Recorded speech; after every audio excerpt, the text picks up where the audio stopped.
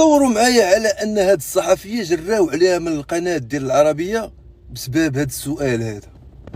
لماذا يخشى العرب يا استاذ جار الله من ايران التي كانت على اعتاب ان تمتلك سلاحا نوويا او تمتلك برنامج صواريخ باليستي متطور، ولا يشعرون بنفس هذا التهديد من دولة مثل إسرائيل لديها طموحات توسعية في الإقليم، دائما ما يعلن عن تغيير الشرق الأوسط رئيس وزرائها؟ لماذا الخوف من إيران وليس من إسرائيل لدى دول الخليج؟